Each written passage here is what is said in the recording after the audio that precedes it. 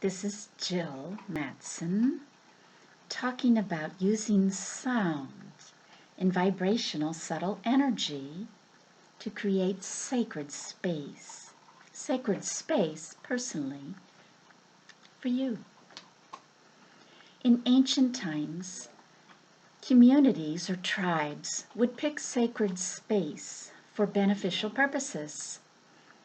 When picking a spot, they would notice the subtle feelings from the soil, perhaps the crystalline content or not in the soil, the rocks beneath. I'm sure most people have seen people feel crystals and say, ooh, this one feels like this and this one feels like that.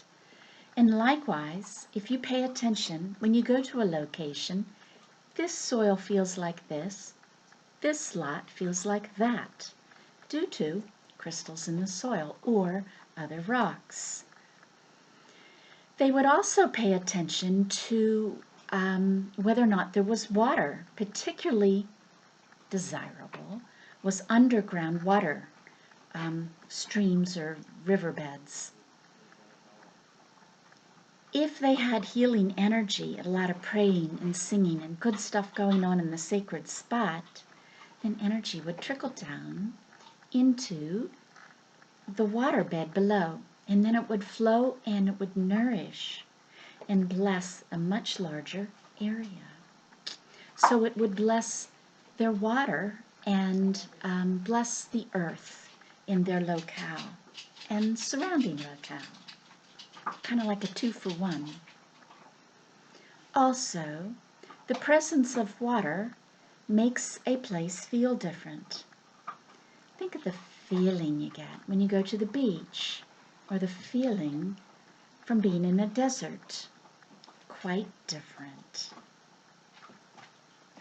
Another selection was whether or not the location is on an energy ley line. An energy ley line is just simply found by a place that really feels good, because energy is moving, subtle electromagnetic energy coming in, radiated from the Earth's molten iron close to its core. The ley lines would be, and that's my doggie, that's Ariel. Anyway, the ley lines would be considered the veins of the earth. Again, nourishing a location, or praying, or having good things happen in a location, would then transfer energy to the ley lines, like a grid, like a set of veins or nerves. It would cover the whole body of the earth, blessing and uplifting the whole enchilada. Kind of cool. The Egyptian temples, and in fact all temples and major churches and Chartres and the different major beautiful sacred temples, are all built on ley line intersections to get a variety of streams of energy from the ley lines. Also notice that sacred sites are often, many of your pyramids and your Gothic churches, they're all built on water intersections, and they have wells in the bottom and steeples up to the top. Anyway, those are elements that are attractive in a sacred spot. The history of a location is also very important. Think of going to Auschwitz, a former concentration camp, or Gettysburg, a battlefield, and contrast that dark, solemn feeling from the ground with that of a church, with a beautiful wedding, with a sacred site, Machu Picchu, for example, places where people have prayed and have brought their most holy feelings repetitively. So history is like, it's like us people when we have an event where we think we're separate. But just think of us as like a big snowstorm, and we have snowflakes. It's our feelings and our thoughts. And we can't see them, but they just float to the ground and settle in. And that's why Gettysburg feels different than a beautiful church. Another consideration of ancient people was to consider, select good directional energy and also alter it in case it needed tweaked or improved. Well, that sounds kind of strange. What is directional energy? Just like you can look at a rose quartz and an amethyst quartz and say, oh, they feel different. Go in a location, face the north, and subtly feel how you feel. Then face east, west, and south. If you're intuitive or sensitive, or even just paying attention to little tiny feelings, you'll notice that they all feel differently. And the selection was chosen to have a good feeling in all directions and balance. So they wanted all directions to feel good. But let's say 3 out of 4 felt good. Then they would use vowel sounds, and this is a process done all over the world. They would use vowel sounds to improve the energy of a direction. For example, the North American Indians would use E for east, for north, E for north, sorry, I for south, U for west, and O for east. So that's E for north, I for south, U for west, and O for east. So let's say east didn't feel so good. A lot of people would spend a lot of time facing east and chanting O, and eventually that direction would begin to feel good and balanced. And think about it, if in the direction of north, magnetic energies perhaps do run in a certain direction and could get clogged or blocked, and they would work to ensure that the energy just flowed freely, making you feel good. Another thing that ancient people did to select and improve the energy of a site was to observe how the energy felt.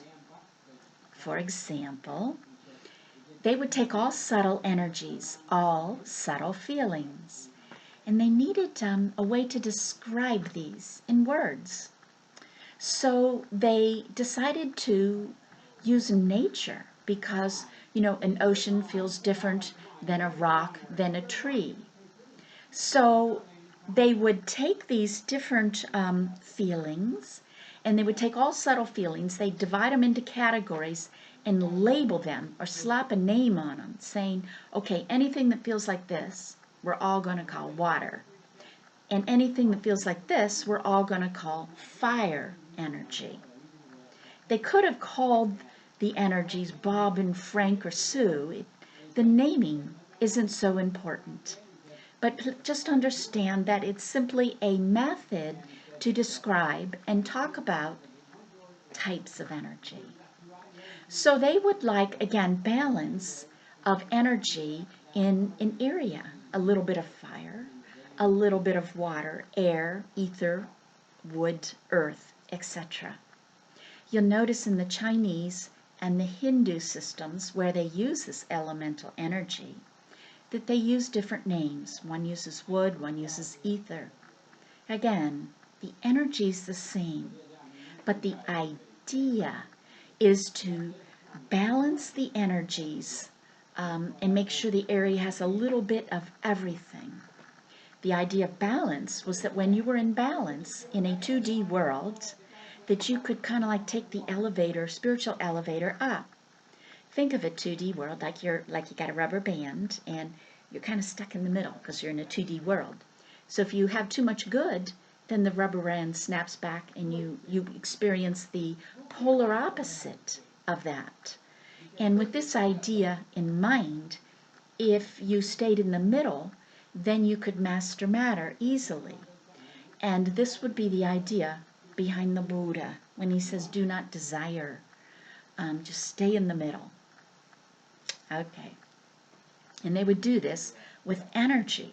They would like the energy to be balanced so that it would be a place where they could take the elevator up into heaven. Okay, another technique to find and create sacred space. Let's say you've chosen an area, and it's a yard or a lawn. They would walk foot by foot. So you take one foot, notice how you feel. Take another step, and maybe you feel a tiny bit different. And they would then map out, foot by foot, an area, noticing, like on a scale of 1 to 10, how good it felt. And all of the places, the little square foots that felt crappy, they would put crystals into the ground. They would sing in those locations. They would pray in those locations to raise that little tiny square foot up. And they did this to every square foot. So the whole place radiated with love, peace, joy, and all kinds of good spiritual feelings. Some of the techniques that they would use once they've selected an area and kind of had balanced it is that a leader of a tribe would walk into a circle, kind of an area, and kind of circle in, and people would follow, singing. Then they would also have erected around the singing stones, kind of like Stonehenge, but there's very many more circles of stones around the globe, just not quite perhaps as well known. But these stones would serve as an acoustic vibrator, so the sound is enhanced. For example, in Maryland, in the United States, a replica of Stonehenge was built to honor veterans. And when you play music inside those stones, it's fabulous because the acoustics is out of this world. So that's one purpose of the circular stones. They're slightly concave too. The second is that, notice that if you have a crystal and you put it near beautiful healing music, that it feels better. In fact, if you take aura photography of a crystal and then sing to it and then pray to it and then take aura photography right then of the exact same crystal, you'll see that the prayer and the singing made the aura look more beautiful. It enhanced its energy. So likewise, although to a smaller extent, the rocks would do the same thing. All matter, we're energy, so we perceive that we're separate, but like if I'm standing in a couple feet from you, we're actually subtly exchanging energy, perhaps our feelings. Perhaps you can just tell how I'm feeling or sense how you feel when you're near me. So in the same way, that happens to rocks. The energy there accumulates in the rocks. Think of a rock like a big computer, and it stores the energy and the information of a location. So if a group did blessings, prayers, and singing, especially at special times of the year when the energy was good, such as solstices, they would accumulate beautiful energy, making an area and the stones just like a free community health center, a place to go and uplift, to bless, to raise your energies, body, mind, and soul. Another thing done by ancient people would be to take the stones and land configurations and arrange them or have them parallel locations of stars. Likewise, go in the evening sky and look up at the sky and look at the right, let's say the north side, and it'll feel different than the south. If you put an imaginary quadrant in the night sky, you'll find that north, south, east, and west, they all feel different. If you get one of those little apps on your phone, one of those free apps where you can see where every star constellation is, then you can mirror it down and see, oh, wow, it feels really good when I tune into Pleiades or Sirius. And the ancient people, according to legends, understood that this tribe was from Pleiades or Sirius or Orion or whatever. And they would then link their building structures to tie in to the constellations. In this manner, they established resonance. Resonance, like think of a violin here, think of a violin here. Now, if you play an A here, the energy transfers over there. So if you have a shape similar to Pleiades here and Pleiades here, energy transfers.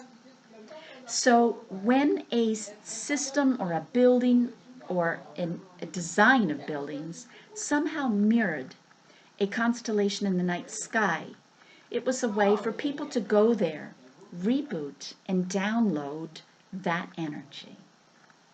Kind of like phoning home on the E.T. movie. I'd like you, if you're interested in ancient sounds, at ancient-music.com, I've recreated many ancient techniques for healing and uplifting, and you can listen and play and experiment with them. In my Paint Your Soul CD, I've added shapes found in nature, a very common technique in ancient times. Ancient man would look at the geometry of nature, things found in nature, and then use the mathematics underneath the geometry that described the shape. Those numbers would then be transposed to cycles per second or sound. They were often musical scales or sung or played in the background to enhance the connection with nature. And in fact, up until the Renaissance, all musical scales globally were this, if you were to graph them, they would create the spiral found in a seashell or in a galaxy. So by listening to music, you're tuning to be one with nature. We stopped doing that in the Renaissance because it was very expensive to have a piano in every key. Because when you use this nature method, the F sharp, like in the key of D, is not the same F sharp in the key of G. Therefore, you needed a different piano for each key. And it got expensive and awkward. So we then converted our music so that if you were to graph it, it's all circles. Easy to transpose from key to key. But we've lost the connect with nature, and hence we've plundered her since we stopped listening to scales that were tuned to nature. Also, ancient people would put sounds to the different stars. You can do this today simply with physics. In my Paint Your Soul CD, I have used the physics for the orbit of a planet and created heavenly music with all the star tones, and also put in tones associated with hydrogen, oxygen, nitrogen, and carbon. For those things are in a star and they're in us. So listening to this music in your space is another way of enhancing its sacred energy. Please visit Jill Swings the Flight, half hour of music. You can sample it on the home page. In sacred blessings.